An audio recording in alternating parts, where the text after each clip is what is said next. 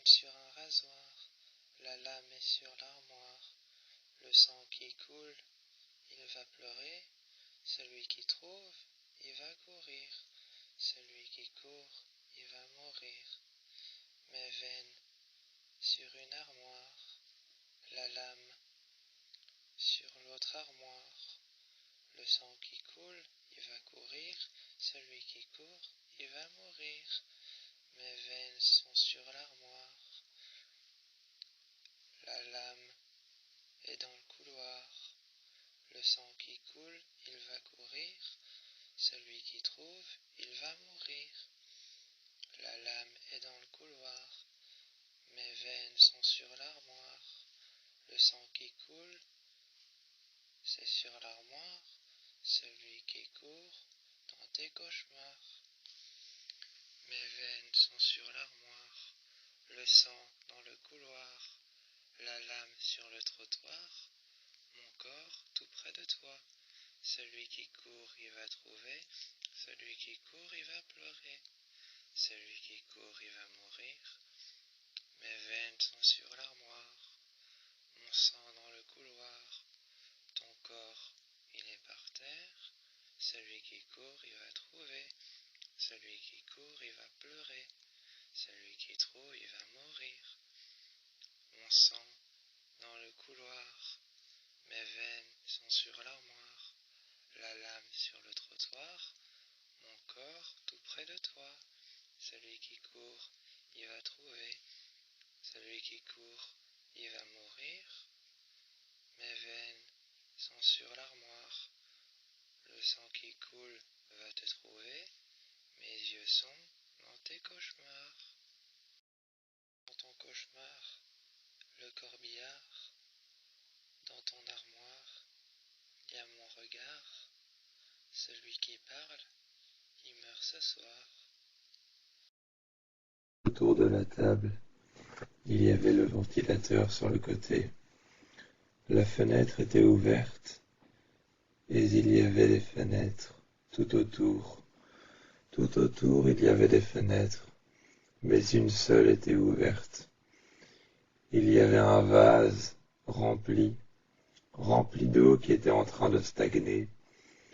L'eau était en train de stagner, devenait verte avec le temps, et à l'intérieur il y avait des fleurs noires, des fleurs blanches qui étaient toutes fanées et qui retombaient vers le sol. Elles retombaient vers le sol et les feuilles étaient toutes fanées.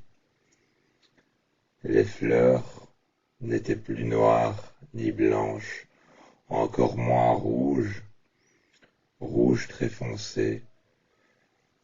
Aujourd'hui,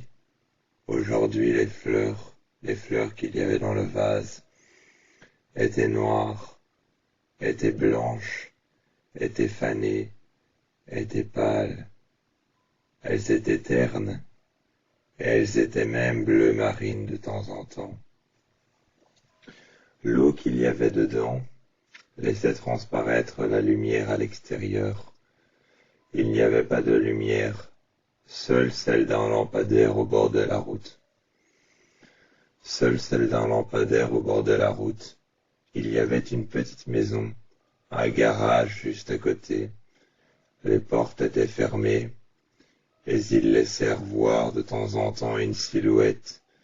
Juste à côté, proche de la porte qui était ouverte, on l'entendait grincer jusqu'à la porte de la maison qui, elle, était fermée à clé, et la clé restait toujours sur le verrou. La clé restait sur le verrou et sur la porte restait fermée, mais on entendait grincer cette porte, la porte du garage, depuis l'intérieur de la maison. L'homme restait figé, et l'on voyait sa silhouette. Nous ne sommes jamais sortis pour aller lui dire bonjour, pour lui demander qui il était, pour lui dire de partir, pour l'inviter à rentrer.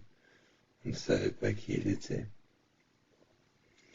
Quand on le regardait souvent, il tournait la porte. Il tournait la porte et la refermait, ou alors tournait son visage vers l'intérieur. On se demandait ce qu'il y avait à l'intérieur de cette décharge, à l'intérieur de cet endroit, de cette maison.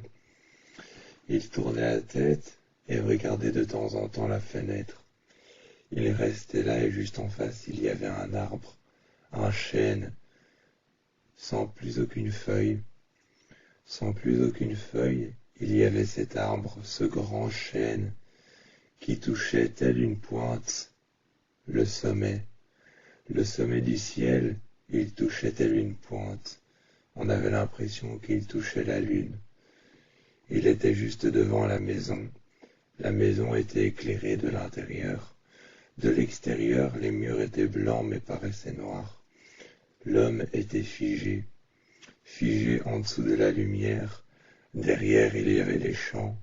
À côté, il y avait cet endroit, ce garage, ce hangar sur lequel on pouvait apercevoir que la porte était ouverte. Il faisait tourner la porte et la fermait. Ensuite, une fois que la porte était fermée, il nous regardait une nouvelle fois et il regardait par la fenêtre. Par la fenêtre, il regardait et restait fixe. Un jour, mon père a regardé cet homme par la fenêtre. Lui aussi restait fixe et s'est demandé s'il ne sortirait pas avec une batte de baseball pour pouvoir l'inviter à sortir ou pour pouvoir l'inviter à rentrer et lui expliquer pourquoi est-ce qu'il reste là.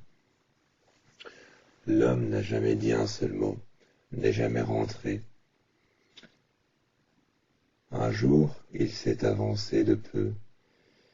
Il s'est avancé de peu et d'un peu plus près. Un soir, je me suis levé, j'ai été boire un verre d'eau en bas.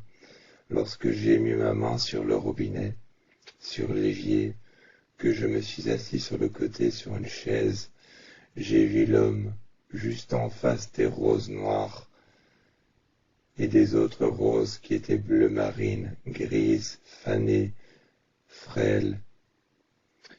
Elles étaient frêles, pâles, fanées. Et les roses noires et bleu marine, qui étaient frêles, fanées, pâles, et peut-être même ternes, il les regardait, il enlevait les pétales une à une, et a pris une rose dans sa main qu'il a coupée avec un sécateur qui avait été déposé par terre. Je l'ai vu proche de la fenêtre, j'ai appelé mon père en criant. Il a dévalé les escaliers, il est venu me rejoindre. Lorsqu'il est sorti, il n'y avait plus l'homme. Pourtant, j'étais sûr de l'avoir vu. Il n'y avait plus rien. Seulement un hangar, juste en face de notre maison.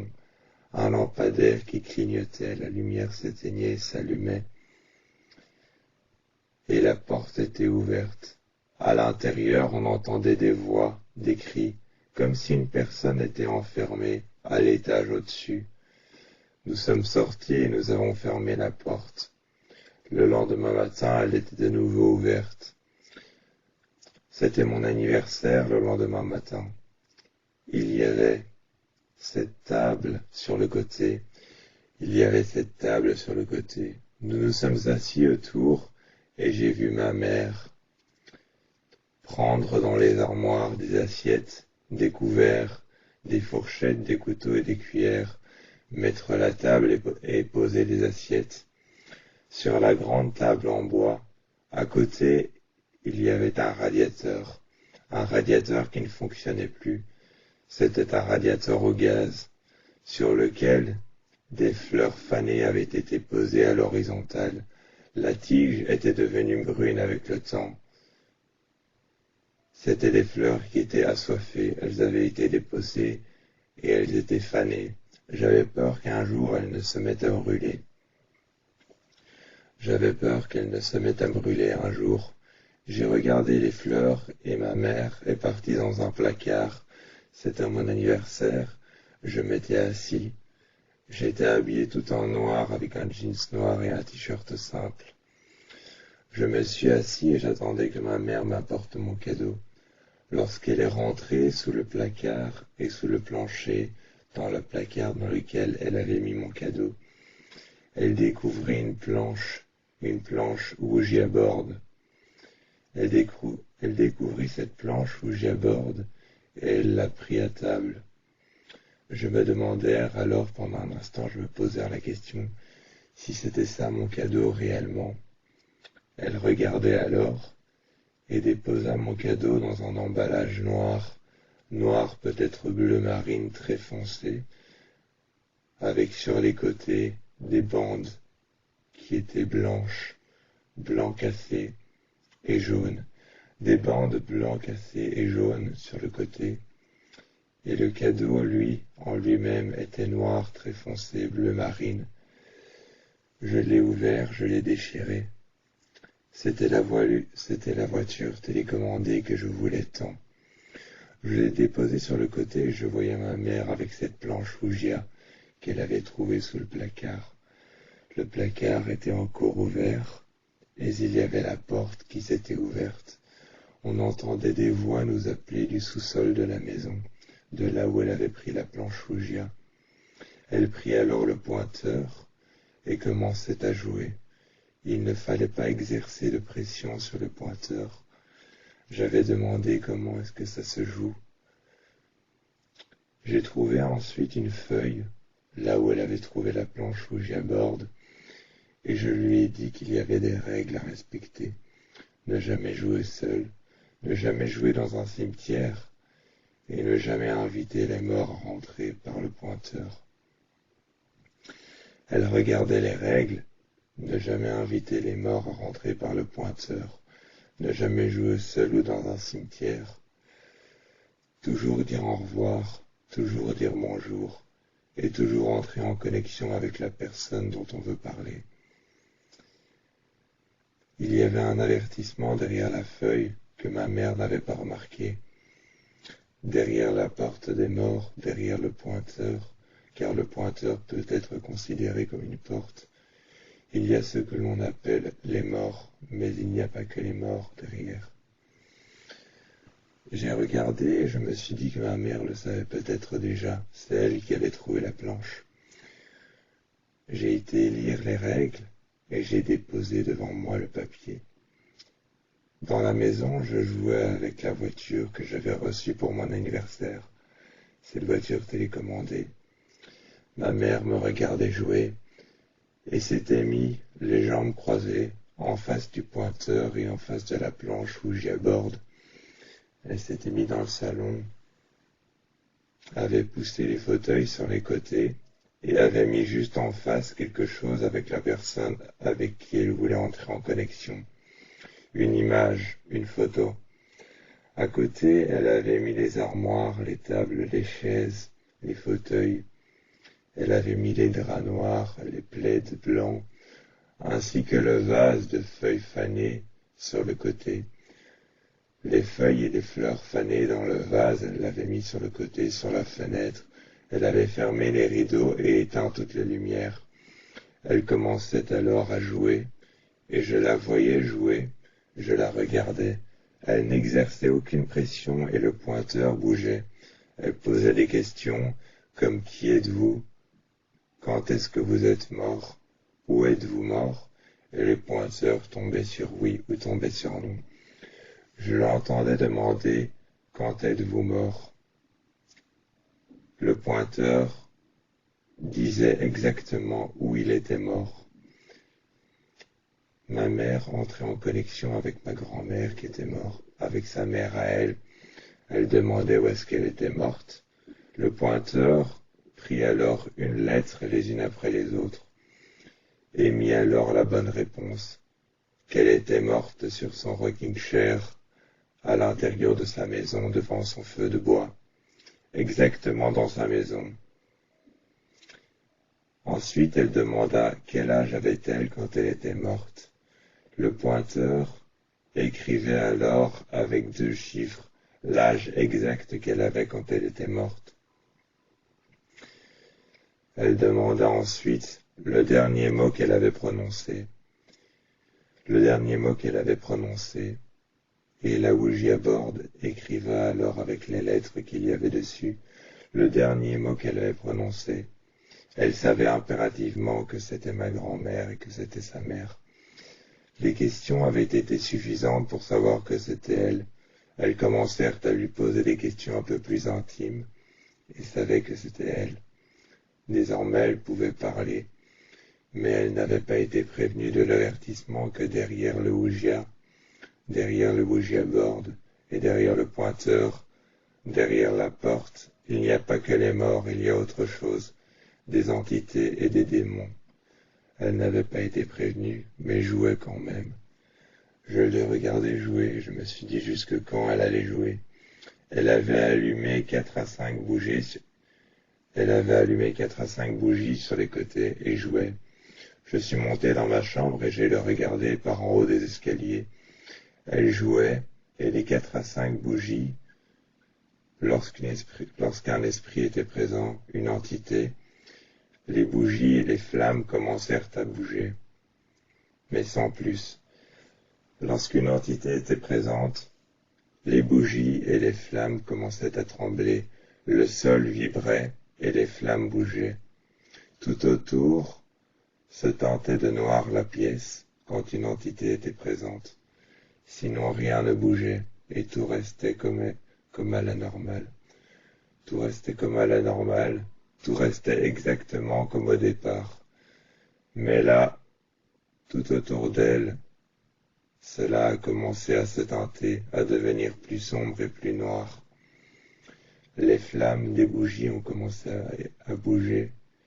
Le vent est apparu à l'intérieur et les flammes des bougies ont bougé. Elles ont tremblé, le sol a vibré. Elles savaient qu'une entité était présente. Et j'ai filé dans ma chambre, j'ai fermé la porte et je me suis mis sous mon lit. J'avais peur de ce qu'elle faisait. Elle allait peut-être réveiller quelque chose d'autre, une entité ou un démon, mais je ne savais pas. J'étais innocent et encore enfant, j'avais peur de ce qu'elle faisait. Et quand je me suis endormi le lendemain, je l'ai retrouvée endormie avec le pointeur en main, par terre effondré sur le sol, avec la Ouija board sur le côté près de la fenêtre, alors qu'elle jouait au milieu du salon le soir même. Le soir même, nous sommes allés dans le garage. On a déposé la Ouija board par terre et nous sommes restés. On a attendu. Mon père s'est mis en face de moi.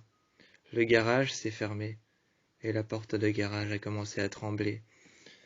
Dehors, il y avait du vent. Il y avait de l'air frais à l'intérieur. La Ouija board était sur le sol et il y avait des bougies disposées sur les côtés. Notre mère nous avait expliqué comment ça fonctionnait. Si les bougies se mettent à trembler, si les flammes se mettent à bouger, si le sol se met à vibrer, et si le pointeur bouge, et que nous n'exerçons aucune pression dessus, c'est qu'un esprit, qu'un démon ou qu'une entité est présente, que quelqu'un ou que la personne avec qui on prend contact est présent dans la pièce. On est resté là assez longtemps pour attendre que la bougie à bord se mette à bouger, mais il n'y avait rien. Autour de nous, les murs étaient gris, mais tout autour de nous, ça commençait à s'assombrir de plus en plus. Ça commençait à s'assombrir de plus en plus tout autour de nous. La bougie à bord ne bougeait pas. J'avais les jambes croisées et je regardais le pointeur. Ma mère est partie rechercher de l'eau. Elle est partie rechercher de l'eau qu'elle a mis dans une bassine, juste en face, et nous a expliqué que si l'eau bougeait, que si l'eau se mettait à bouger, qu'il y avait du mouvement et du courant dans la bassine d'eau sur le côté. Ce devait être qu'une entité, un esprit, ou peut-être même un démon ou la personne, le défunt avec qui on veut prendre contact, était dans la pièce. Le message passerait par l'eau, par les bougies, par le sol qui vibrerait, ou alors par la pièce qui commençait à s'assombrir. Je l'ai regardée et elle m'a dit de me faire confiance. Elle a posé sa main sur la mienne. Je n'ai pas exercé de pression, mais j'ai posé ma main sur le pointeur. Je l'ai regardée et elle m'a regardé. Le pointeur a bougé. Elle m'a dit de poser une question. J'ai demandé qui était la personne qu'il y avait derrière. Qui était la personne qu'il y avait derrière? La bougie à bord m'a répondu derrière quoi? J'ai demandé derrière le pointeur, derrière la porte. Quand j'ai dit derrière la porte, la Ouija-board m'a dit que c'était une personne que je connaissais mieux que personne, que cette personne je l'avais vue toute ma vie, jusqu'à ce qu'elle décède devant mes yeux. C'était ma grand-mère, j'en étais sûr, mais quand j'avais dit que c'était une personne que je pensais être derrière la porte qui est le pointeur de la Ouija-board, la porte du garage s'est ouverte, celle qui donne à l'intérieur de la maison. Il faisait entièrement noir, on ne voyait rien. Il faisait entièrement noir, au point que derrière la porte, on avait l'impression que tout avait été teinté. Le noir complet, le noir total. Le noir total, le noir complet, comme si l'intérieur de la maison avait été teinté en noir. Il n'y avait plus l'impression de voir les pièces, et je n'avais plus l'impression de voir les meubles. Je n'avais plus l'impression de voir le salon et la salle à manger. Juste la Ouija-board devant moi, et la porte s'est refermée. J'ai regardé la Ouija-board et ma mère m'a dit et m'a expliqué que c'était certainement grand-mère qui était venue nous voir par la porte. Que s'il faisait si sombre, c'était que derrière la Ouija-board, il faisait tout aussi sombre, et que comme elle se trouvait derrière la porte, derrière le pointeur, je n'arrivais pas à voir les meubles, je n'arrivais pas à voir dans le noir total l'intérieur de la maison, mais que c'était grand-mère qui était arrivée derrière la porte. Elle m'a regardé et m'a dit que c'était elle, que ce n'était personne d'autre. J'ai souri et je n'ai pas exercé de pression sur le pointeur. J'ai posé une autre question et j'ai demandé si c'était elle à la porte. Le garage a bougé, et derrière nous, la porte de garage s'est ouverte. Mais même ouverte, dehors il faisait nuit. Et même s'il faisait nuit, à l'intérieur du garage, on était resté dans l'obscurité. On était resté dans les ténèbres, même s'il faisait nuit. Il faisait sombre et presque totalement noir à l'intérieur.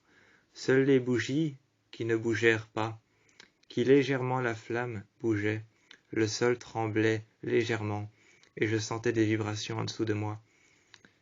Alors j'ai compris que ce devait être grand-mère, et que si la porte de garage s'était ouverte, que j'avais pu voir dehors, que je n'avais peut-être pas pu voir l'extérieur ni même les rues, car il faisait totalement noir. Je savais que c'était elle qui me faisait un signe de l'au-delà. J'ai alors souri et regardé ma mère. Ma mère a souri et a posé une autre question en posant ma main avec la sienne sur le pointeur. Le soir, de temps en temps, son fils n'était pas lui-même. Il se retrouvait dans le salon, et sa mère le regardait. Il était contre un mur, et le grand mur en briques qu'il y avait en face. Il tenait un couteau en main, les pieds joints sur le sol. Il regardait le mur, regardait vers le bas, regardait ses pieds sur lesquels du sang coulait. À son autre main, il y avait une lacération, une scarification. Il y avait une lacération sur la paume de la main, et une scarification qui montait de l'autre côté, proche de son poignet, et proche de ses articulations. Il y avait une scarification. Il prit alors son autre main, aidant la scarification sur le poignet.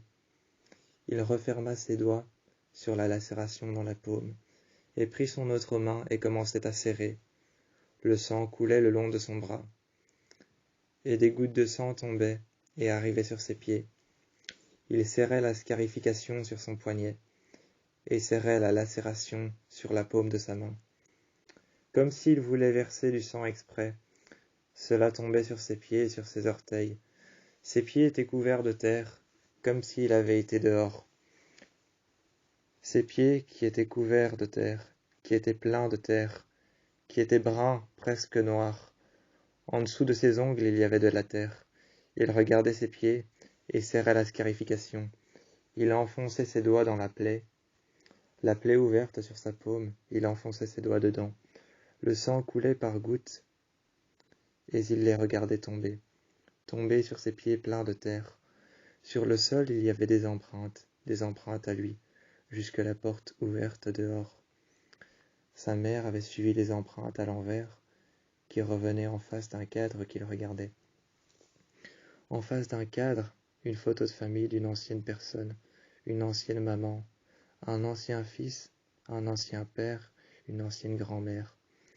La mère tenait une planche ouglia. Le fils tenait le pointeur et regardait au travers. Le père était sur le côté, d'un air incertain. La grand-mère avait l'air plutôt strict et sévère. Elle était sur le côté. Le cadre était de travers, il n'y avait pas de vitre. On pouvait toucher la photo à main nue.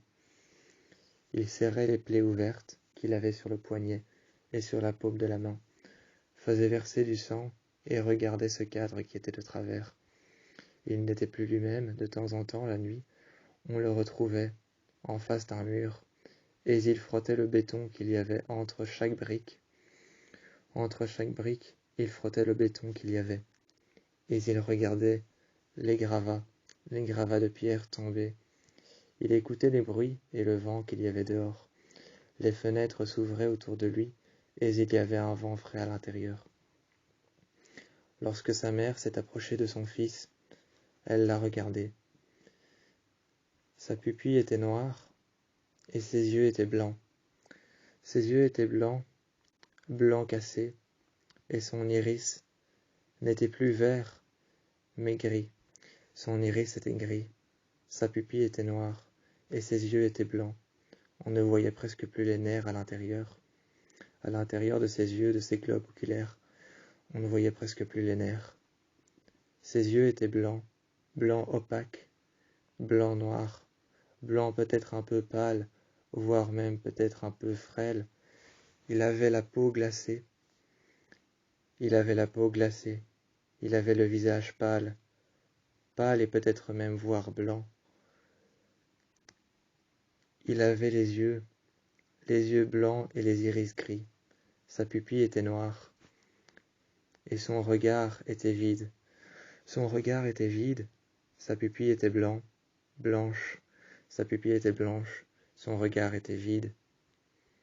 Et intact que soient ses yeux, aussi intact que soient ses yeux, il paraissait blanc, gris, pâle, terne et frêle. Il regardait ses yeux. Sa mère posa ensuite sa main sur son épaule et sur son avant-bras, la retourna vers elle, et elle vit alors son visage, pâle, blanc, et tout aussi transpirant. Tout aussi transpirant, elle toucha son visage pâle, regardait ses yeux gris et blancs, frêles et presque intacts. Ses pupilles étaient grises et son iris était noir. Il la regardait et avait les yeux vers le bas, regardait le sang qui coulait sur ses orteils couverts de terre. En dessous des ongles, il y avait de la terre. Il y avait des scarabées et des animaux qui passaient devant lui. Il les regardait et son regard était vide, comme s'il était rigide, terne et froid. Il regardait par terre et le couteau faisait un bruit strident. Le couteau, lui, faisait ce bruit strident contre les murs. Il tenait un couteau à lame crantée, et ce couteau à lame crantée, il le frottait légèrement. Son bras, on pouvait voir que son bras était relâché. Les articulations étaient pliées, et son bras était relâché. Le couteau, à lame crantée, frottait le béton qu'il y avait entre les... Le couteau à lame crantée frottait le béton qu'il y avait entre les briques. On voyait du béton et des gravats de poussière tomber sur ses pieds. Cela salissait le sol encore plus qu'il ne l'était déjà. Lorsqu'il s'est retourné vers sa mère, il a regardé le couteau et sa mère a pris la main de son fils, a pris le couteau et l'a déposé par terre, l'a relâché, et ses yeux se sont transformés, sont redevenus verts, ses iris sont redevenus noirs, et ses yeux sont redevenus normaux. Il a repris des couleurs et s'est allongé par terre. Il s'est effondré et s'est endormi. Sa mère l'a regardé. De justesse, elle a repris ses tibias, a redressé ses jambes contre elle, l'a regardé s'endormir contre le mur par terre. Elle avait déposé le couteau à côté d'elle, si jamais elle devait se défendre. L'enfant dormait, la planche Ougia était sur le côté. Et de plus en plus on le retrouvait dehors, en train de creuser des trous. La terre qui était noire, une terre qui était noire, presque brun foncé, presque marron foncé, la terre dans laquelle il creusait. Il cherchait quelque chose, mais creusait décemment un trou. De manière décente et indécente, il creusait des trous. La terre était marron, marron très foncé. Comme de la tourbe, il creusait à l'intérieur avec ses mains. Ses ongles étaient remplis de terre, et il faisait des trous partout dans le jardin. On le retrouvait souvent entre les racines d'un arbre, creuser et les enlever, les découper avec un sécateur et en faire des petits pentagrammes et des petits tas de branches sur le côté. Il découpait avec un sécateur, faisait des trous en dessous de l'arbre. Il faisait des petits tas de branches, de racines qu'il avait découpées, les prenait et les mettait dans un sac, un linceul gris. Ensuite il passait une corde autour, faisait un nœud, et le réenterrait en dessous des racines qu'il avait coupées, remettait la terre par-dessus, et sa mère le prenait, lavait ses mains, le mettait dans une baignoire remplie d'eau chaude, il y avait de la vapeur d'eau tout autour. Les murs étaient blancs, blancs presque gris, d'un gris blanc peu terne, peut-être terne. Elle regardait la fumée tout autour. Dans la salle de bain, elle regardait la fumée. Les murs étaient gris, gris blanc, peut-être un peu terne. Et il y avait son enfant avec l'eau qui devenait de plus en plus marron. Elle voyait l'eau devenir de plus en plus marron. Jusqu'à ce qu'elle en devienne noire, l'eau devenait de plus en plus et de plus en plus marron. Cela l'effrayait de voir que l'eau devienne aussi noire. Elle était marron au moment où il avait mis son premier pied et fait son premier pas dans l'eau. Mais quand il s'est allongé, l'eau est devenue noire. Il a disparu sous l'eau, et deux bras énormément forts l'ont pris d'assaut dans la baignoire, ont enfoncé son visage sous l'eau, et elle a regardé cette eau. En se retirant, elle a regardé l'eau devenir totalement claire, totalement blanche et totalement claire et transparente. On pouvait voir le corps de son fils noyé dans la baignoire.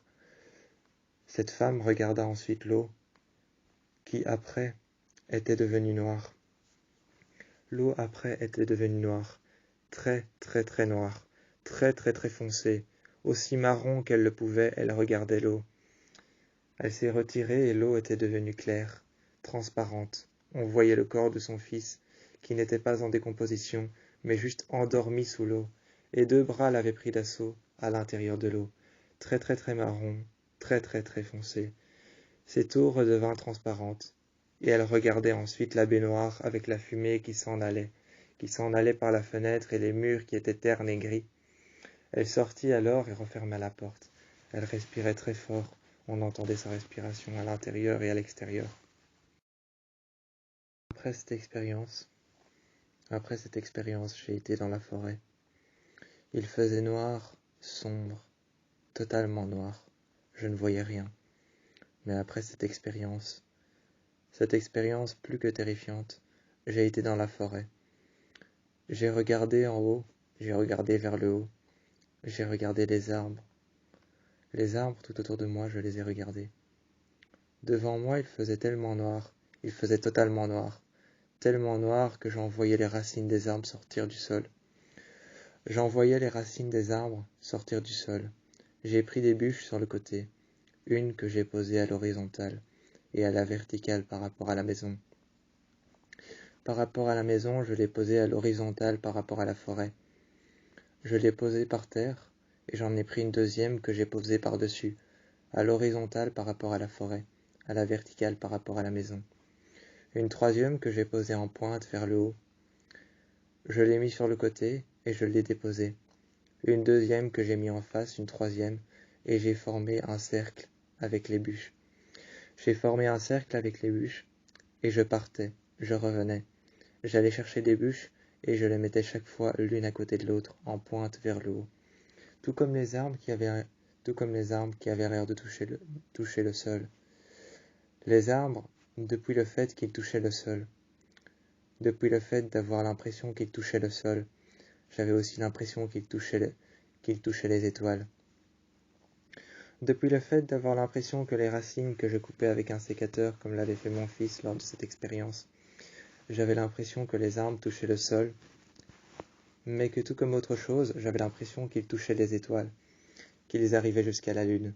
Ils étaient tellement grands, et à l'intérieur de la forêt, il faisait totalement noir. on ne voyait plus mon ombre, car il faisait nuit.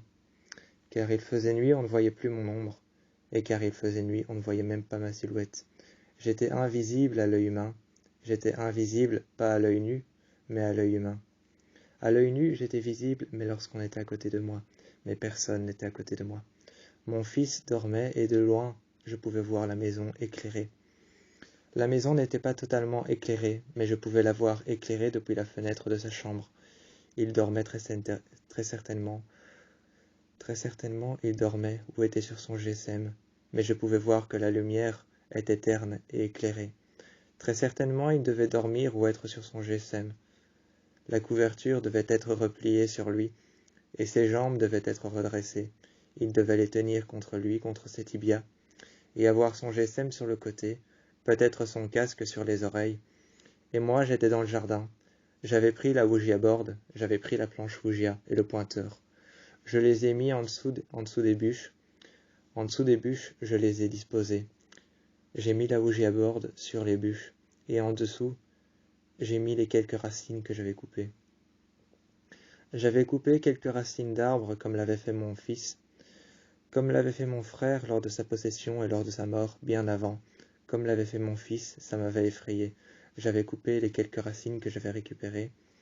Je les avais mis en dessous des bûches que j'avais disposées en étoile vers le haut. En pointe vers le haut et en étoile sur les côtés, je les avais disposées en cercle, et j'ai craqué une allumette que j'ai mis. J'ai mis le feu à la Ouija board, et je voyais qu'en dessous elle commençait à brûler. Plus tard, je me suis retourné vers la forêt. Je sentais que quelqu'un me regardait. J'ai regardé la Ouija board pendant plusieurs heures. Pendant plusieurs heures et plusieurs instants, je me suis posé la question si quelqu'un me regardait ou savait où j'étais. Si quelqu'un me regardait ou savait où j'étais, ou se posait la question de ce que je faisais. Pendant plusieurs heures, plusieurs temps et plusieurs minutes, j'ai regardé la Ouija board dans le feu. Elle n'avait pas l'air de brûler. Elle avait même l'air de rester comme elle était au départ. Comme je l'avais posée sur les bûches, elle avait l'air de rester comme elle l'était au départ. Elle ne brûlait pas, mais je me posais quand même la question de quelqu'un qui me regardait de loin depuis la maison. Est-ce que l'homme était en train de regarder la maison, à côté de cet arbre, qui avait perdu toutes ses feuilles, qui avait ses branches sur les côtés, qui avait ses branches qui s'éloignaient sur les côtés, qui arrivaient proche de la maison et proche des fenêtres de la maison, proche des côtés et proche de la rue, pratiquement par-dessus la rue et par-dessus le hangar qu'il y avait juste devant la maison. Juste devant la maison, la porte ouverte et les hangars qu'il y avait juste en face, les fenêtres qui étaient ouvertes, à l'intérieur les courants d'air, peut-être même les branches de cet arbre qui passait au-dessus de la maison et qui arrivait peut-être à l'intérieur. Je me demandais si quelqu'un se posait la question de cet homme qui était juste en dessous. Les fenêtres étaient fermées, la porte était ouverte, et les hangars qu'il y avait juste en face de la maison étaient là. Cet homme était peut-être debout en train de regarder mon enfant dormir ou écouter sa musique avec les jambes redressées sur son lit. Je me posais la question de si quelqu'un me regardait ou non.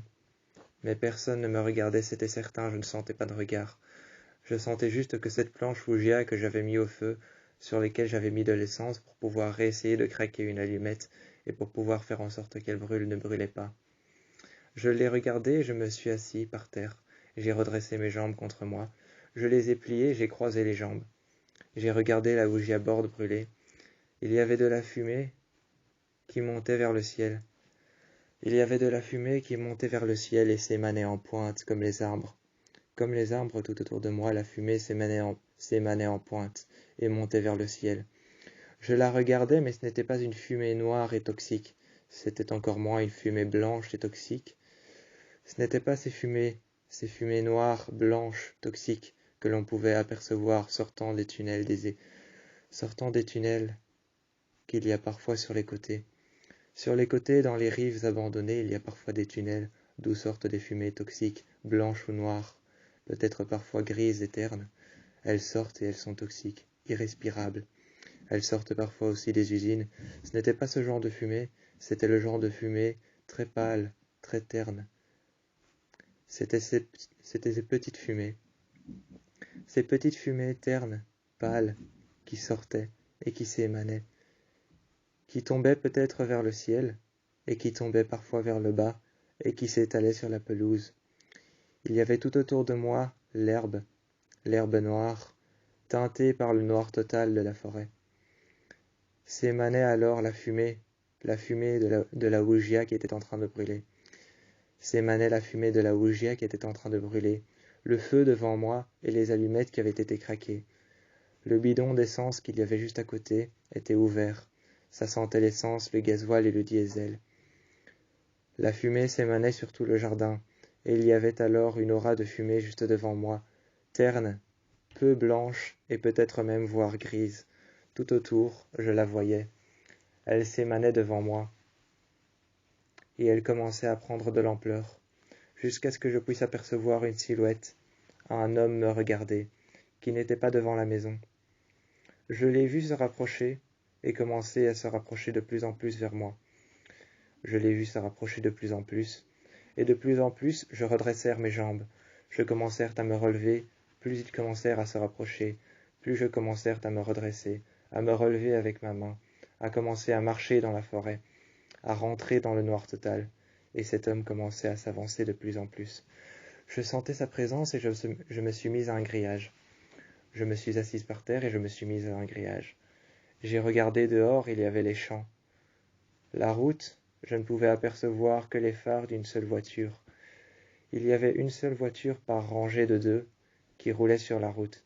Je pouvais apercevoir les phares, et elles passaient.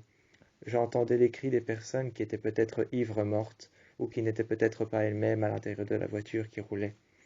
J'essayais de leur faire signe, j'étais poursuivi par quelqu'un dans ma propre propriété, mais ils ne me regardaient pas. J'étais poursuivi par quelqu'un dans ma propre propriété. J'essayais de leur faire signe, ils ne me regardaient pas. Je n'entendais que leurs cris, leurs hurlements. Ils n'étaient peut-être pas eux-mêmes ou étaient peut-être ivres morts. Je voyais qu'il y avait un homme qui était surélevé, debout sur les sièges arrière, et qui tenait une bière à la main, une femme qui hurlait, et la personne qui conduisait, je ne sais pas s'il prêtait attention à ce qu'il y avait à l'arrière. Moi, je regardais l'homme qui se rapprochait de plus en plus, jusqu'à ce que sa silhouette, au travers de ce qu'il y avait devant moi, la fumée terne, au travers de ce qu'il y avait devant moi, la fumée terne, jusqu'à ce que sa silhouette se rapproche, et que je puisse la voir devant moi, à ma taille, juste en face, et son regard noir en face me regardait. Son regard noir en face du mien me regardait. Juste à ma taille, sa silhouette était en face de moi. J'ai essayé de lever les bras en l'air, de m'attraper à lui, de m'attraper à son corps. J'ai essayé de m'attraper à son corps, de le poser par terre et de le plaquer contre le sol, contre la terre boueuse et marron presque foncé et noir. J'ai essayé de m'attaquer à son corps, de lever les bras, de m'attaquer à lui et de le plaquer contre le sol, contre la terre boueuse, noire et marron. Mais il n'y avait rien que de la fumée qui faisait se rapprocher une silhouette. Était apparue cette femme, dans la salle de bain. L'eau que j'avais fait couler était transparente. L'eau que j'avais fait couler était transparente. Je m'étais fait couler un bain chaud. J'ai regardé l'eau attentivement. J'étais assis sur le bord de la baignoire.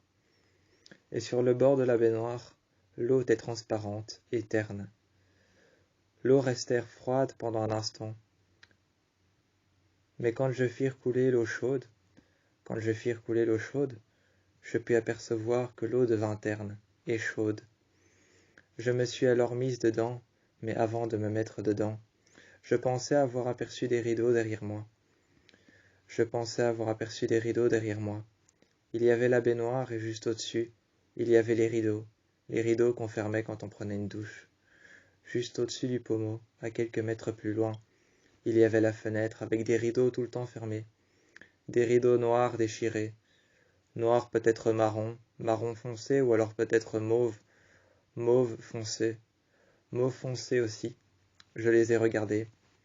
Ils étaient mauve foncé ou alors peut-être marron foncé, encore peut-être noirs, mais ils étaient déchirés. L'eau était terne et chaude. Il y avait de la vapeur d'eau qui, comme le feu de bois quand j'avais essayé de détruire la Ouija, s'émanait dans toute la salle de bain. Cela s'émanait dans toute la salle de bain, et l'eau qui était terne faisait s'émaner dans toute la salle de bain une fumée blanche et terne, pâle et grise. Elle était pâle et grise, elle était presque blanche, peut-être un peu blanc cassé, mais tout autour de moi il y avait cette fumée. Je me suis alors allongé dans l'eau, j'ai mis mon pied, mon tibia, j'ai redressé mes jambes, et je me suis allongé dans l'eau. Quand j'ai fermé les yeux, et que j'ai laissé tremper mes cheveux dans l'eau, l'eau est devenue alors soudainement moins terne, peut-être un peu plus terne, mais beaucoup moins qu'avant, beaucoup moins que lorsqu'elle était transparente, et que je l'avais fait couler. Quand elle était devenue chaude, elle était terne. Quand j'ai fermé les yeux et que j'y ai trempé mes cheveux et ma tête, que j'y ai respiré sous l'eau une fois, 2 fois, 3 fois, j'ai senti de l'eau rentrer dans mes poumons. J'ai senti de l'eau rentrer dans mes poumons quand j'y ai respiré par 3 fois en dessous. J'avais les yeux fermés et mes cheveux trempés dans l'eau. Je me suis relevé d'un coup sec. J'étais étouffé. Et j'ai vu, tout autour de moi, que les meubles de la salle de bain, que les miroirs, que l'évier, le robinet, l'évier, le bol qu'il y avait sur le côté dans lequel il y avait le savon, l'éponge et la lavette sur le côté, les produits de lessive qu'il y avait juste en dessous, les produits de lessive qu'il y avait juste en dessous, l'armoire sur lequel il y avait la maquilleuse, sur lequel il y avait mes bijoux et mes vêtements, l'armoire sur lequel il y avait mes vêtements, mes bijoux, la maquilleuse sur lequel il y avait aussi ma boîte, la boîte à bijoux dans laquelle je mettais mes alliances, mes bijoux, mes bagues et tout le reste. Cette boîte était là. Mais je remarquai en ouvrant les yeux que la boîte à bijoux, que l'intérieur, les meubles et le mobilier de la salle de bain, que mes vêtements que j'avais posés sur le côté sur un tabouret avaient disparu. Il y avait tellement de vapeur d'eau que cela en était devenu terne, peut-être même opaque. Je n'arrivais même plus à voir où j'étais. Est-ce que j'étais toujours dans la salle de bain? Ou étais-je autre part? Étais-je autre part ou toujours dans la salle de bain? Je n'arrivais même plus à voir où j'étais. J'ai donc regardé autour de moi. J'ai passé ma main et mon bras. J'ai passé ma main sur le côté de la baignoire. Je me suis relevé. J'étais alors debout et je me suis accroché sur les côtés des parois. J'essayais de plisser les yeux pour pouvoir voir. J'essayais de voir et de plisser les yeux pour pouvoir voir ce qu'il y avait. Je passais mes mains et mes bras dans la fumée à l'aveugle pour pouvoir voir ce qu'il y avait, jusqu'à ce que je passe mes mains et mes bras à l'aveugle dans la fumée. D'un seul coup, je passai mon bras à l'aveugle sur le profond de la salle de bain. Je passai mon bras à l'aveugle et je sentis alors incertain, je commençai à sentir quelque chose. Et incertain, je passais ma jambe. Je passais ma jambe pliée au-dessus de la baignoire. Je suis sorti de l'eau, et quand je suis sorti de l'eau, j'ai passé ma main au-dessus de la baignoire. J'étais à l'aveugle, toute nue, dans la salle de bain. Je me suis alors mis un évier que j'ai pu prendre à ma disposition autour de mes épaules.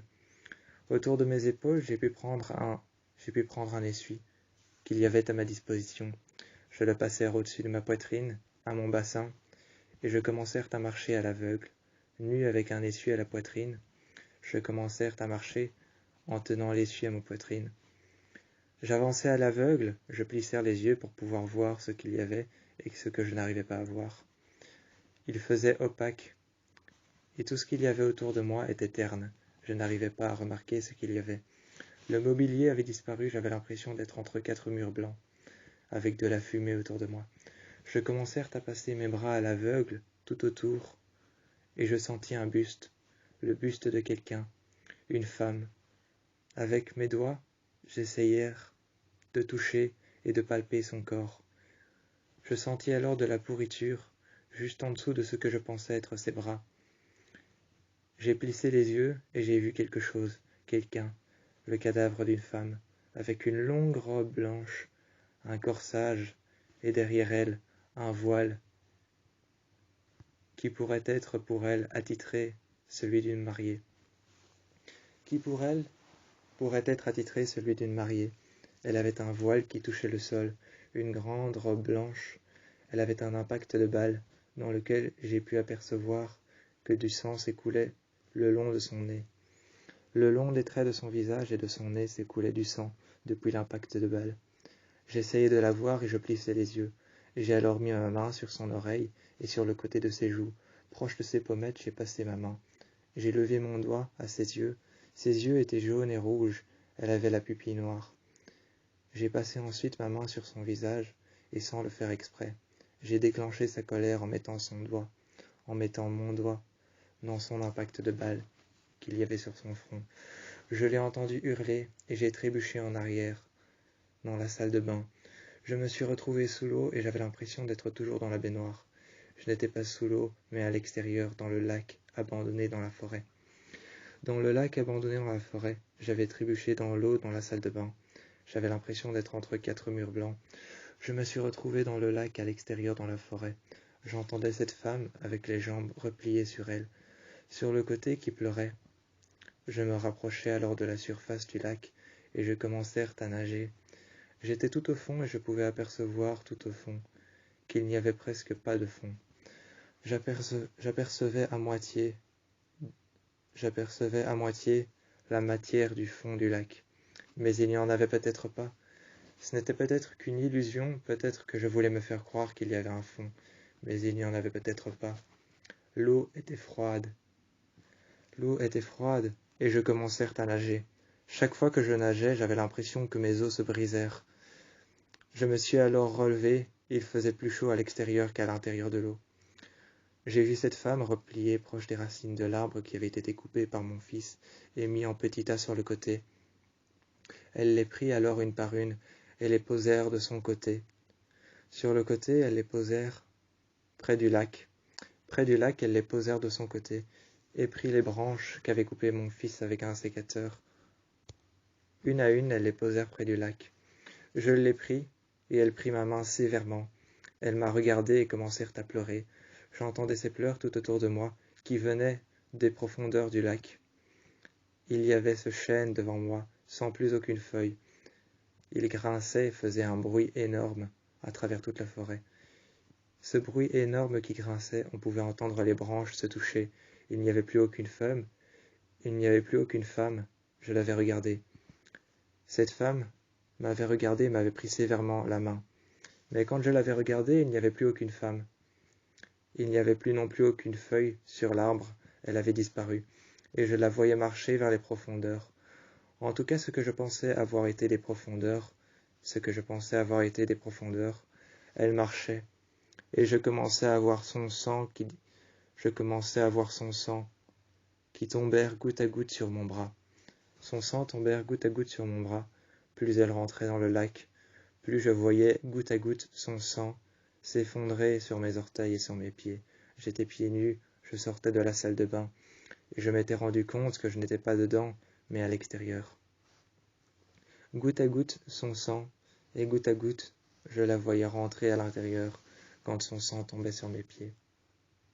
À l'intérieur du lac, peut-être touchait-elle les profondeurs, je ne le savais pas, je l'ignorais. Je suis rentré, j'ai ouvert la porte, et mon fils était dans le salon avec son casque. Le feu ouvert était allumé, et la porte et les fenêtres ouvertes. Un courant d'air froid à l'intérieur. Je me suis assis à côté d'elle, il m'a demandé ce qui. Je me suis assis à côté d'elle, et ma fille est arrivée et m'a demandé ce qui s'était passé. J'ai regardé mon fils. J'ai haussé les épaules et je me suis tourné vers ma fille. J'ai dit rien. Rien, il ne s'était rien passé pour moi. Quand le sang m'a gagné comme ami, j'ai pu voir le cadavre de ma fille sur le côté. Mais quand le sang m'a gagné comme ami, j'ai commencé à le voir se rapprocher de moi. Le sang se rapprochait de moi, et j'ai commencé à le voir. Il m'avait gagné comme ami. Quand il m'a gagné, qu'il a réussi à gagner ma confiance, qu'il m'a eu comme ami, que j'étais devenu l'ami du sang de ma fille, j'ai pu apercevoir dans le brouillard. J'ai pu apercevoir une ombre derrière moi, une femme avec une robe blanche et un corsage. Le sang de ma fille m'avait gagné comme ami. J'étais par terre sur les côtés, sur ce qui délimitait les côtés. Il y avait le match qui s'était arrêté quand elle était morte. Ce qui délimitait les côtés, ce qui délimitait le terrain, j'étais assis dessus. Le sang m'avait gagné comme ami. Et j'étais sur le sol, je fouillais et je cherchais dans le sable une réponse à pourquoi est-ce qu'elle était morte quand elle a reçu son sabre. J'ai trouvé un couteau dans le sable terne et blanc, qui commençait à gagner la confiance du sang rouge, le sang rouge de ma fille qui s'écoulait de son torse et de son buste. Et j'ai regardé le sable terne. Dedans, il y avait une lame qui dépassait. Je l'ai pris et j'ai posé ma main dessus. J'ai fouillé dans le sable et j'ai vu que j'avais tué ma fille. La femme avec le corsage et les yeux jaunes et rouges, les pupilles noires, était là. Elle saignait de la tête et saignait des yeux. Elle m'a regardé, a posé sa main sur mon épaule et avait dit que j'avais tué ma fille. Le sang de cette femme et le sang de ma fille, son cadavre m'avait gagné comme ami. J'étais devenue une meurtrière et à partir de là, je ne voulais plus que garder mon enfant, mon fils avec moi. Lorsqu'elle fait une séance, qu'elle en refait une, pour pouvoir prendre contact avec cet esprit, elle commence à sentir une présence dans sa maison, qui marche dans les couloirs et qui laisse traîner une longue robe blanche derrière les portes. Toutes les portes sont ouvertes et les chambres sont faites, les lits sont faits. Les lits sont faits, les draps ont été tirés, les couvertures ont été redressées par-dessus, les coussins sont noirs ou alors rouge très foncé, marron foncé, le lit en bois, la fenêtre ouverte. Elle entend dans les couloirs elle entend des pas. Cette femme se dirigeait de plus en plus vers elle. À travers les couloirs et dans les murs, elle entend des bruits, des résonances, comme si quelqu'un bougeait des meubles. Comme si quelqu'un bougeait des meubles et le mobilier. Sauf qu'elle ne sait pas que en bas des escaliers, au sous-sol, dans cette maison. Elle n'a pas conscience et ne sait pas que en bas au sous-sol, dans cette maison, il y a quelque chose qui l'attend. Un brouillard, une brume épaisse. Il y a une brume épaisse qui l'attend, et elle ne le sait pas. Elle est là, et elle attend pertinemment de pouvoir voir cette femme, mais dans les couloirs, elle avance. Elle regarde les portraits de famille, et voit les personnes une à une qui se sont succédées dans cette maison, et qui ont trouvé la Ouija sous le plancher. Une à une, elle regarde les personnes qui se sont succédées, qui ont trouvé la Ouija board, et les regarde jouer. Elle les entend et ils sont toujours prisonniers des murs de cette maison. Soudainement, elle regarde les murs et voit des esprits, des ombres sous la forme d'un humain. Elle regarde et fait signe. Elle fait signe parce qu'elle pense que c'est sa fille et regarde ces ombres sous la forme d'un humain. Des humains qui frappent avec leurs mains contre les murs. Elle les entend frapper et entend des échos. Elle a l'impression qu'il y a de l'eau qui coule derrière les murs, qu'elle va finir morte noyée. Elle a joué à Ouija et ne peut plus faire marche arrière. Elle entend alors ces humains frapper. Elle entend l'eau couler, mais elle ne sait pas qu'en bas des marches, en bas de l'escalier, il y a une brume épaisse qui l'attend. Quand la Ouija commence à dire qu'il y a une brume épaisse en bas, que quelqu'un l'attend en bas des escaliers, aux dernières marches, elle va s'asseoir en haut. Elle va s'asseoir en haut, sur la dernière marche. Et une fois assise en haut, elle attend, et elle regarde cette brume épaisse. Elle se demande s'il y a quelqu'un qui va venir. Elle voit cet homme avec ce long manteau noir et ses chaussures. Elle voit alors un seul pied, une jambe, grimper et monter les escaliers. Ensuite, elle voit apparaître dans la brume juste au-dessus un chapeau qui a été mis sur la tête de cet homme et qu'il tient fermement avec sa main. Ce chapeau qui a été mis sur la tête de cet homme, que lui a mis le matin en se levant de chez lui, ou alors ce soir-là en prenant sa mallette qu'il avait sur le côté proche de son bureau, en regardant par la fenêtre se disant que cette femme l'avait appelée parce qu'elle avait des soucis avec quelque chose, qu'elle avait un lourd problème à régler. L'homme vint alors à la rejoindre, et elle le voit alors grimper les escaliers. Elle le voit grimper les escaliers, tenant fermement son chapeau sur sa tête. Cet homme est parti de chez lui, a éteint la radio, après avoir écouté les informations. Après avoir écouté les informations, il repart. Il repart et après avoir écouté ce qu'il pense être la vérité, car personne ne sait vraiment ce qu'il se passe dehors. Il a juste entendu qu'une femme avait besoin d'aide et que sa maison était prise en otage par une personne. On a signalé alors qu'il y avait des gens qui s'étaient introduits chez elle. Quand on a signalé qu'il y avait des gens qui s'étaient introduits chez elle, elle était attachée à une table en bois. Il y avait un étrier sur le côté. Cette table en bois, elle avait un bâillon en fer et en métal. Elle avait le goût du métal dans la bouche et un bâillon en fer. Elle l'avait en bouche et avait été resserrée. Ses mains avaient été tirées vers l'arrière et ses pieds avaient été resserrés et avaient été mis joints sur la table. La femme s'était approchée d'elle, la femme avec le corsage et la robe blanche. Elle pleurait des larmes de sang et la regardait. Elle-même pleurait aussi et s'attendait au pire. Elle-même pleurait aussi. Elle avait joué à la Ouija board. Elle s'attendait au pire et était accrochée à cette table. Elle regardait cette femme qui s'approchait d'elle et qui la regardait hurler et essayer d'hurler. Elle essayait d'hurler abondamment, mais elle avait un bâillon. Elle essayait d'hurler abondamment. Et il y avait ce brouillard, cette brume dans laquelle elle entendait des bruits. Encore, elle tournait la tête sur le côté et voyait ces ombres frapper contre les murs et apparaître. Elle entendait des bruits, des échos, à travers les murs, et comme si quelque chose se remplissait au travers des murs, elle se demandait si les briques n'étaient pas en train de tomber une à une, que le ciment n'était pas en train de s'effondrer, qu'il n'y avait pas quelqu'un à l'intérieur qui essayait de se libérer en frappant contre les parois, ou alors en essayant de détruire le ciment avec la lame d'un couteau. Elle avait l'impression qu'il y avait une personne derrière qui frappait contre le ciment, et qui, en tenant la lame d'un couteau, et en le tenant aussi par le manche, essayait de détruire le ciment qui tenait les briques une à une, qui étaient en train de tomber. Les briques une à une qui devaient être en train de tomber. Elle se demandait si cet homme avec le couteau devait faire en sorte que le ciment tombe par petites pièces.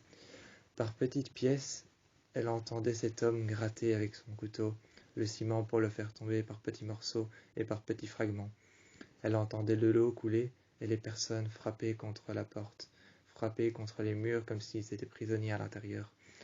Elle avait l'impression qu'il y avait de l'eau, qu'il y avait des courants d'air à l'intérieur des murs dans les isolations.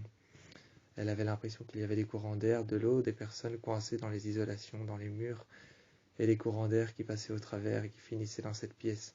Cette femme, juste en face d'elle, la regardait sur la table. Elle avait cessé d'hurler. Elle se disait que son heure était venue, qu'avoir joué à Ouija board avait récupéré cette femme.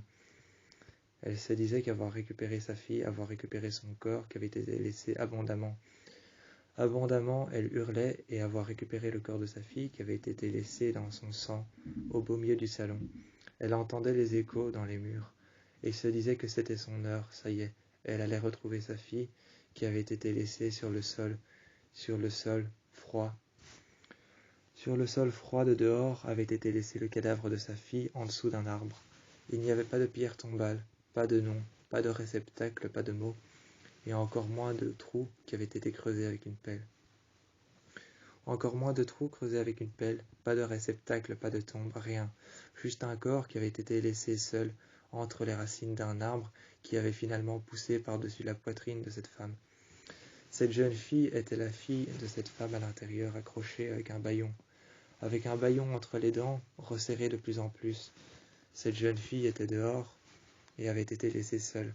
Cette jeune femme à l'intérieur avec un bâillon qui se resserrait entre ses dents. Elle les sentait crispés contre le bâillon. Elle essayait d'hurler, mais rien ne sortait. Elle n'émettait aucun son. Et pourtant, elle pensait pouvoir s'en sortir, et elle pensait pouvoir remettre cet esprit dans la boîte. Elle avait trouvé la Ouija et la planche Ouija board dans une boîte dans les sous-sols de sa maison. Elle pensait pouvoir remettre cet esprit, cette femme avec le corsage blanc. Elle pensait pouvoir remettre les hommes qui frappaient contre les murs à l'intérieur de la boîte noire dans laquelle elle avait trouvé la Ouija. Elle pensait pouvoir remettre l'esprit à l'intérieur de cette boîte. Elle pensait pouvoir tout remettre, mais les échos étaient de plus en plus forts. Ça frappait au-dessus d'elle, ça frappait contre les murs, et les échos étaient de plus en plus forts. Ça frappait contre les murs, ça frappait par terre, jusqu'à ce que le plancher vienne à se briser et que les lattes en bois viennent à se séparer. Il y avait des bras qui sortaient d'en dessous. On avait l'impression que les bras étaient noirs, qu'ils avaient pourri depuis longtemps, que les cadavres étaient restés là à sécher en dessous de la maison. Elle pensait pouvoir remettre tout ça à sa place dans cette boîte noire, mais elle avait libéré la Ouija, elle avait libéré l'esprit malveillant, et pourtant elle pensait pouvoir tout remettre à sa place.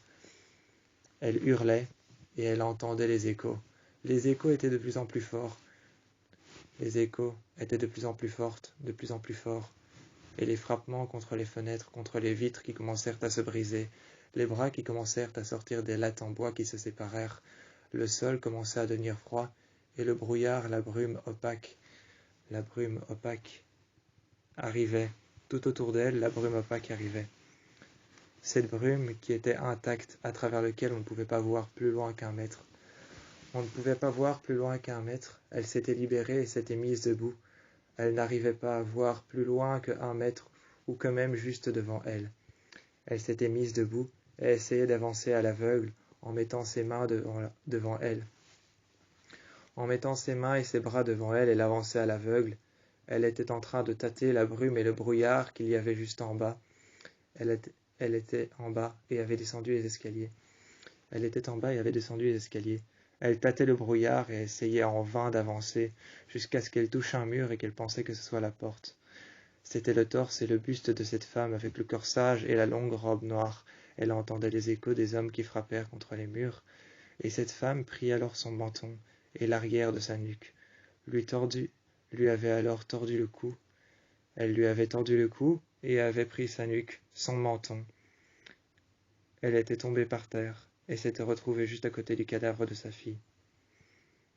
Maintenant la porte s'est refermée, et la femme referma la porte avec son corsage, regarda alors la jeune fille en dessous de l'arbre sur lequel les racines avaient poussé depuis longtemps sur son torse et sur son buste, et la jeune femme juste à côté de sa fille, qui se tournèrent vers elle, ouvrit une dernière fois les yeux et essaya de pencher sa main et de poser sa main sur sa poitrine pour lui dire quelque chose, mais elle n'émettait aucun son. Elle ferma les yeux et les racines commencèrent à pousser sur elle comme elles avaient poussé sur sa fille. La police est arrivée. Il n'y avait plus rien, seulement des cadavres à récupérer, et des bruits qui pour eux n'étaient simplement qu'autres que les canalisations de la maison. Quand ils sont arrivés et qu'ils ont regardé la maison de l'extérieur, quand ils l'ont regardée de l'intérieur, ils l'ont alors réclamée comme étant insalubre. Ils ont alors réclamé la maison comme étant insalubre, mais il n'y avait plus rien à récupérer. Des bruits, des échos, les personnes qui frappaient au mur et qui étaient prisonniers dedans, mais qui pour les policiers n'étaient rien d'autre que les canalisations de la maison. Il n'y avait plus rien à sauver, seulement une maison vide déclarée insalubre et 2 corps en dessous d'un arbre sur lesquels les racines avaient déjà poussé. J'en ai bien cru que c'était ma fille. J'en ai bien cru que c'était ma fille pendant un instant. Mais je l'ai regardée. J'ai regardé cette fille à côté de laquelle je m'étais assis. Je m'étais assis sur le fauteuil, mais je me souviens d'une seule chose, c'est que ma fille était morte. Ma fille était morte et je me souviens de cette chose. Quand je l'ai regardée, cette chose, j'ai su que ma fille était morte. Elle s'était levée et sa jambe s'était pliée à 90 degrés. Vers l'avant, j'ai vu sa jambe se plier à 90 degrés. Et elles commencèrent alors à marcher. Elle s'était arrêtée à la fenêtre. J'ai vu qu'elles retirèrent son bras. Sa jambe s'était avancée vers l'avant très légèrement. Son pied sur le côté s'était mis en position d'escrime, en angle droit. En angle droit et en position d'escrime, elle s'était positionnée, sauf qu'il y avait un écart entre ses deux jambes. Il y avait un écart entre ses deux jambes, elle s'était positionnée. En angle droit et en position d'escrime, elle regardait par la fenêtre. Ses jambes étaient redressées vers l'arrière, et elle avait un mouvement de bassin, de droite à gauche. Elles restèrent neutres, figées et droites, et elle ne bougeait pas. Son mouvement de bassin bougeait de droite à gauche, comme si elle avait une articulation en plus pour pouvoir bouger. Il y avait seul son buste et son torse qui bougeaient. Elle me regardait et elle se tournait. Pendant un instant, elle s'est arrêtée et regardait sur le côté. En haut, il y avait de la pourriture, des petits points noirs, et descendait aussi une matière visqueuse. Descendait une matière visqueuse noire, il y avait de la pourriture verte, avec plein de petits points noirs. Une araignée qui avait fait sa toile, une grosse araignée noire.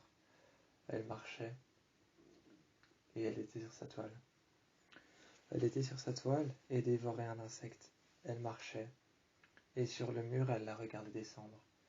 Je voyais ses yeux regarder l'araignée descendre et arriver jusque dans le coin dans lequel il y avait une fissure. Dans le coin dans lequel il y avait une fissure, je la regardais. Et elle suivait l'araignée. Elle suivait l'araignée de tous ses mouvements, de ses 8 pattes, de son buste et de son torse. Je la voyais, elle bougeait, et suivait de tous ses mouvements l'araignée. Il y avait le buste de l'araignée. Et elle suivait chaque patte de l'araignée, chaque patte velue, et son buste qui se relevait vers l'arrière. Elle tissait sa toile et en tissait une autre. Je voyais qu'il y avait des insectes, des petits animaux qu'on ne pouvait peut-être pas apercevoir, qui rejoignaient les filets de sa toile. Il y avait de petits insectes qu'on n'apercevait pas de loin, qui rejoignaient sa toile et qui en étaient prisonniers. Elle les enroulait autour d'un fil, et je voyais ma fille, ce que je pensais en tout cas être ma fille, regarder chaque mouvement du buste de cette araignée. Elle regardait chaque mouvement du buste de cette araignée, jusqu'à ce que cette femme, au corsage blanc, lui apparaisse devant. Quand cette femme au corsage blanc lui est apparue devant, elle est allée à la fenêtre. Une nouvelle fois, ses jambes étaient figées. Elle s'était pliée en avant. J'ai vu qu'elle s'était pliée légèrement en avant. Ses cheveux passaient devant son visage, et elle regardait par la fenêtre.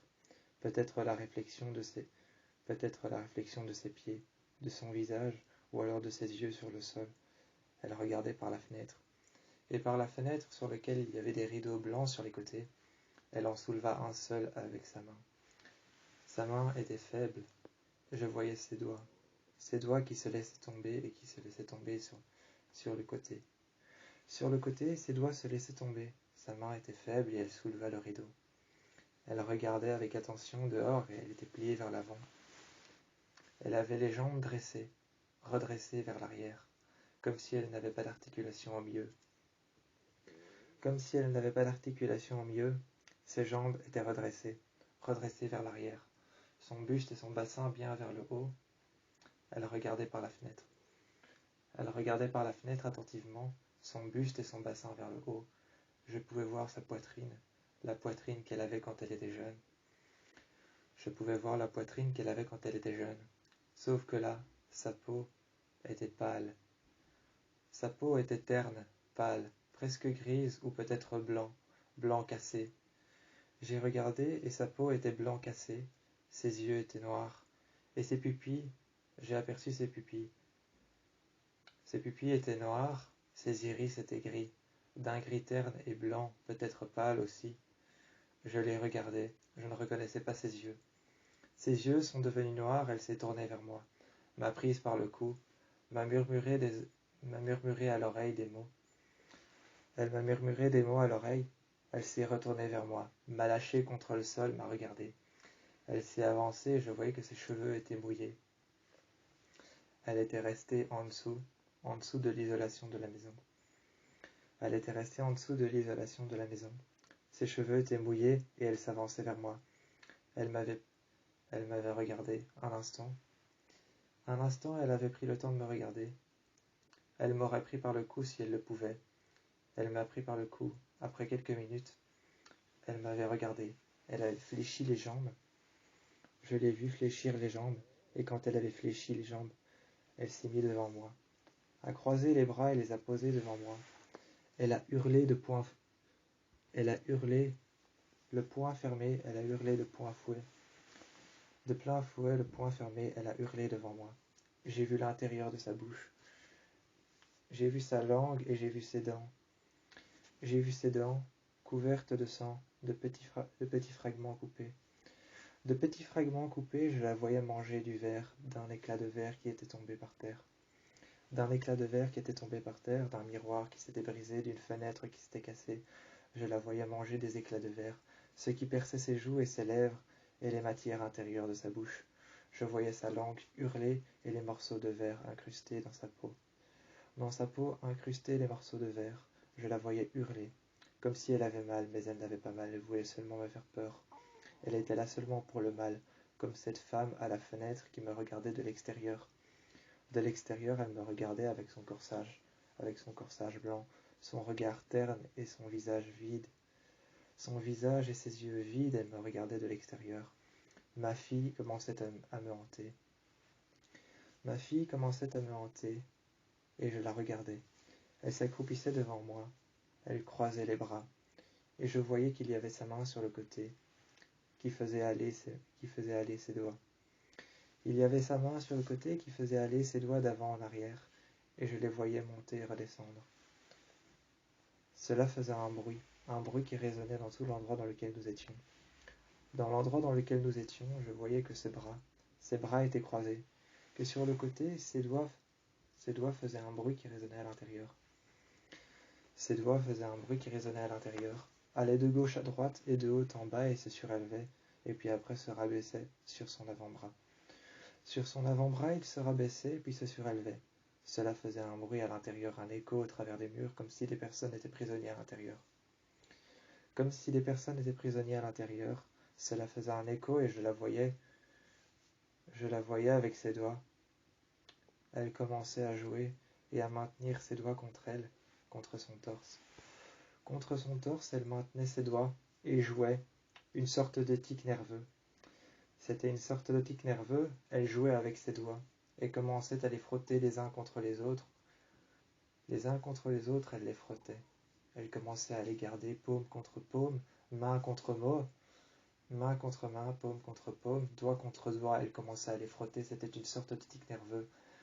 Elle a croisé les doigts, et commençait à décroiser les doigts. Plus elle gardait les mains les unes contre les autres comme un tic nerveux. J'ai essayé de lui adresser la parole, mais elle a tout de suite évité ce que je pensais dire. Ce que j'en pensais dire, elle a tout de suite évité. Elle a tourné le regard et a incliné la tête. Elle a regardé la fenêtre et commençait avec son tic nerveux. Elle inclinait les doigts et commençait à les plier. Je voyais ses phalanges se plier et je voyais la manière dont elle pliait ses doigts. Je voyais le mouvement de ses phalanges à travers ses os, ses ossements sur ses mains, et elle commençait à jouer avec son tic nerveux. Elle regardait par la fenêtre, je reconnaissais ma fille à travers ce copycat. À travers ce copycat, je reconnaissais ma fille avec son tic nerveux, qui regardait par la fenêtre quand elle n'avait pas de choses à faire. Elle jouait avec ses doigts et formait des manières de les plier. Elle formait des manières de les plier, regardait avec ses doigts à l'extérieur. Elle commençait avec son tic nerveux et ne s'arrêtait pas. Elle se tournait vers moi, elle avait les pieds joints et les jambes qui étaient jointes. Elle avait les pieds joints, les jambes jointes et les orteils qui étaient serrés les uns contre les autres. Elle regardait par la fenêtre et replia ses mains contre elle-même. Avec son tic nerveux, elle arrêta tout de suite de plier ses doigts et de faire bouger ses phalanges, de faire bouger ses articulations. Elle les mit alors sur son torse et sentit ses poumons. Elle les mit alors sur son torse, sentit ses poumons, et je la vis alors baisser la tête vers l'avant comme elle l'avait fait avant. Comme elle l'avait fait avant, je la vis pencher la tête vers l'avant. Elle regardait par la fenêtre. Elle était attentive à ce qu'il y avait dehors et au bruit qu'il y avait autour d'elle. Attentive au bruit qu'il y avait autour d'elle, avec son tic nerveux qui avait été arrêté et stoppé par la respiration de ses poumons, elle écouta alors à l'intérieur de sa cage thoracique. Elle n'entendait pas battre son cœur et s'était tournée vers moi. Elle se remit alors à hurler debout, et je voyais qu'elle mangeait et qu'elle mâchait des morceaux de verre. Je voyais qu'elle mangeait et qu'elle mâchait des morceaux de verre. Je l'ai regardée et je lui ai dit d'arrêter. J'ai essayé de sauter à sa gorge. Elle m'a regardé. s'est abaissée et n'a pas hésité une seconde pour me prendre par la nuque, par la gorge. Je sentais ses mains et ses doigts se resserrer contre moi. Je sentais ses doigts et ses mains, sa paume et l'entièreté de son autre main, ses poignets qui commencèrent à se plier. Je sentais sa puissance et sa force, ses poignets qui se replièrent contre les miens, ses doigts qui se serrèrent contre ma gorge, et je sentais qu'elle n'hésitait pas une seconde à me surélever. Elle me suréleva et tendit le bras vers le haut. Elle n'essaya pas une seconde de serrer ses mains contre ma gorge. Elle tendit le bras vers le haut et me regarda de face. Elle me regarda de face, tendit le bras vers le haut et n'hésita pas une seconde à resserrer ses mains contre les siennes, contre ma gorge. J'essaya alors de elle-même, de moi aussi, la prendre par la gorge. Mais elle n'avait pas de gorge. Elle n'avait pas de gorge, juste une illusion d'avoir l'impression qu'elle est un corps, des yeux noirs, et je voyais ses os, ses ossements et chaque vertèbre de sa colonne vertébrale rejoindre son crâne. À l'intérieur, ses yeux étaient aveugles. Ses yeux étaient aveugles, blancs, ternes, et peut-être pâles. Je la voyais rejoindre mes yeux et essayer de me regarder en me disant quelque chose. Elles laissèrent alors le silence parler. Je lui ai alors dit « ma fille ». Elle m'a regardé et m'a dit « ma mère ». Elle m'a surélevé, m'a serré par la gorge avec ses doigts. Elle recommença avec son tic nerveux après m'avoir pris par la gorge. Après m'avoir pris par la gorge, elle recommença avec son tic nerveux. Après m'avoir jeté contre les murs en dessous de la fenêtre et les rideaux, je pris un rideau et une barre qu'il y avait à côté. Une barre en fer qu'il y avait à côté des rideaux. Je pris cette barre en fer pour me protéger, mais elle la brisa d'un coup, d'un seul mouvement. Elle la jeta par terre avec moi sur le côté près des rideaux. Je me suis alors surélevé. Je me suis surélevé et j'ai commencé à me mettre près de la porte. Je me suis caché derrière la porte, et derrière la porte je me cache. J'essaya alors de prendre toutes mes forces et de développer toutes mes forces, toutes mes muscles. Je développais alors toutes mes muscles, toutes mes forces pour pouvoir décrocher la porte. Je commençais à m'en servir comme un bouclier et je reculais de plus en plus vers les escaliers.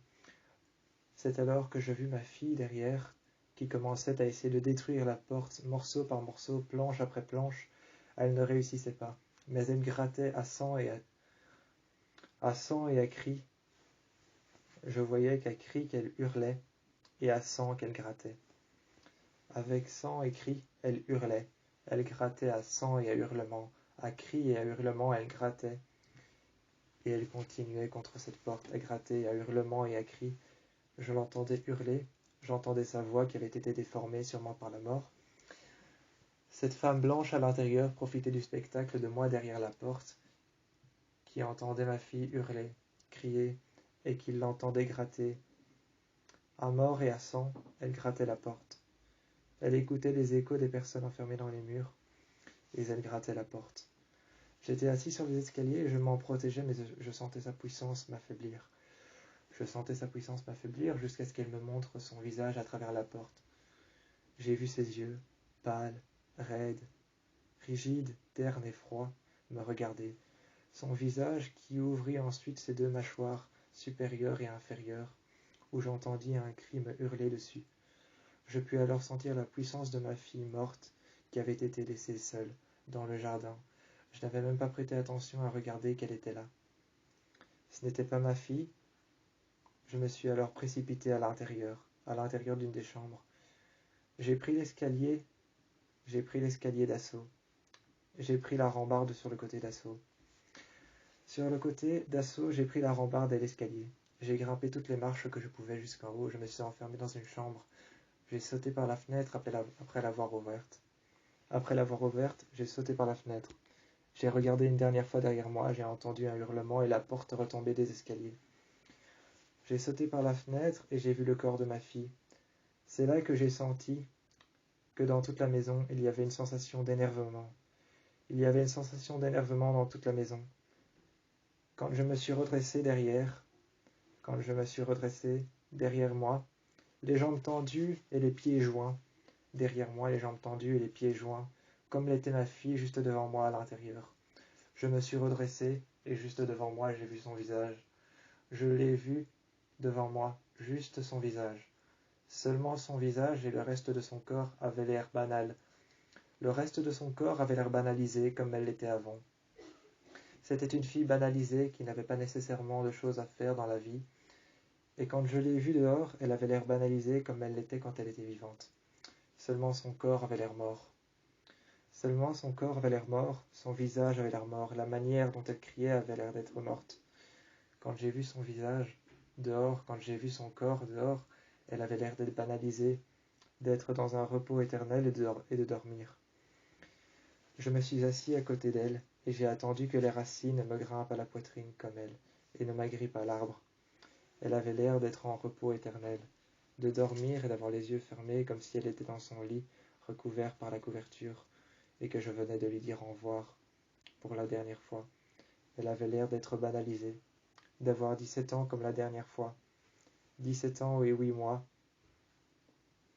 Je la regardais, et j'ai commencé à verser une larme, jusqu'à ce qu'elle ouvrit les yeux à côté de moi. Jusqu'à ce qu'elle ouvrit les yeux à côté de moi, qu'elle ne bouge son index et son majeur, que sa main ne commence à bouger et que j'en sente son pouls. Elle m'avait regardé, avait prononcé le mot maman, avait refermé les yeux. J'ai pu voir ses vrais yeux, non pas les yeux d'une morte. Et le dernier mot que je prononçais, c'est ma fille, avant que je ne puisse entendre mon pouls s'affaiblir de plus en plus. Elle avait l'air banalisée comme la dernière fois que je l'ai vue. Banalisée comme lors de ses 17 ans et ses 8 mois. Quand je suis re-rentré à la maison, j'ai donc constaté que la mort de ma fille avait été extrêmement généralisée. Elle avait été extrêmement généralisée, et quand je suis re-rentré dans la maison, j'ai constaté que comme ça avait été extrêmement généralisé, j'ai regardé ma fille droit dans les yeux, enfin son cadavre, et ce qu'il en restait.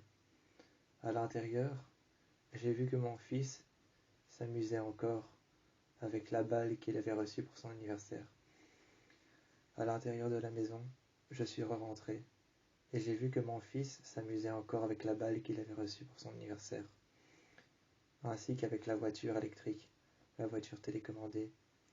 Je suis rentré dans la maison, et quand je suis rentré dans la maison, il n'y avait pas mon fils. Il n'y avait pas mon fils avec sa balle et sa voiture électrique et télécommandée. Par contre, j'ai pensé à une chose, j'ai pensé au visage de ma fille, et au corps qu'elle avait lorsqu'elle était morte, et au dernier regard qu'elle m'a lancé lorsque j'ai mis ma main sur la sienne, et que sa main a bougé.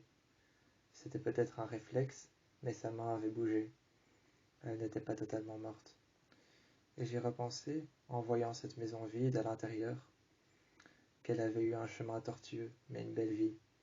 J'étais une mauvaise mère, mais elle avait eu un chemin tortueux et une belle vie. Les copycats sont souvent synonymes de douleur. Comme les copycats sont souvent synonymes de douleur, il y avait une chance sur 2 pour qu'il retrouve son corps et qu'elle ait une cérémonie. Mais j'étais une mauvaise mère, et je comptais rester ici. C'est pour ça que je me suis assis sur une chaise et que j'ai pris la tasse dans laquelle il n'y avait rien.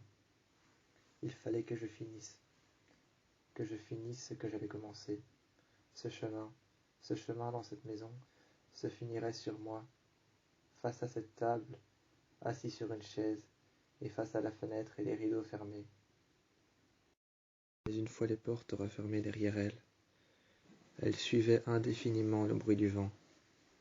Elle tournait en rond dans cette maison, espérant voir quelque chose, peut-être un animal, ou alors son enfant, qu'elle avait vu par la fenêtre, espérant voir sa fille, qui avait l'air d'être plus que réelle, quand elle a vu son regard pour la dernière fois dehors, espérant voir son enfant de 10 ans, qui avait fêté son anniversaire, et qu'elle voyait à l'intérieur jouer avec une peluche, avec une balle de basket et de football, avec cette voiture télécommandée qu'il avait reçue.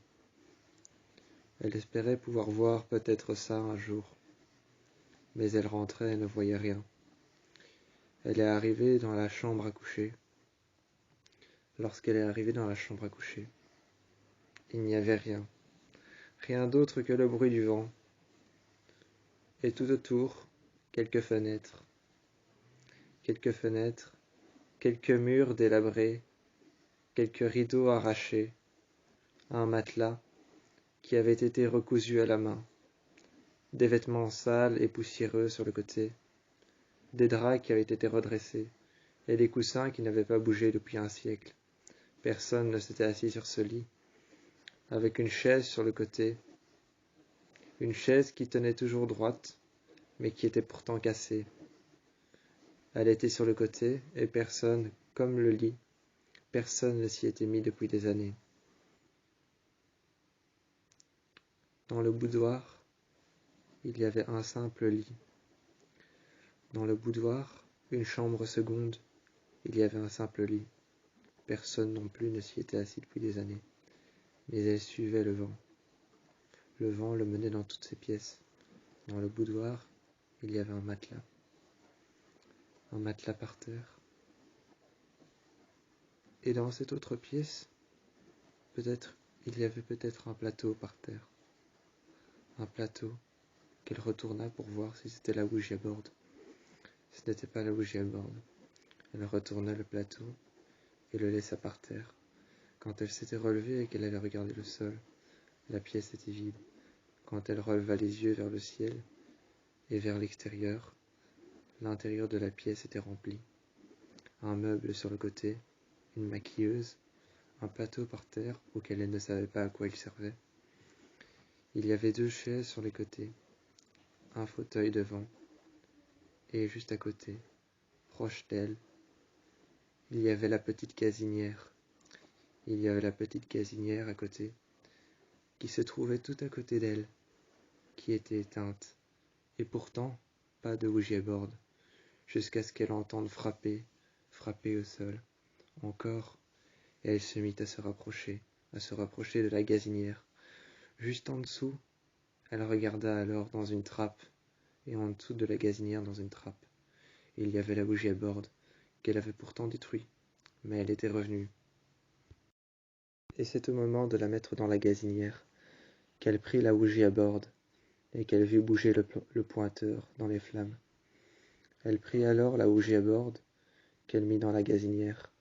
Elle vit bouger le pointeur qui disait clairement, avec le Ouija board appuyé contre les parois de la gazinière dans le feu, que ce n'était pas fini, que le jeu ne faisait que commencer,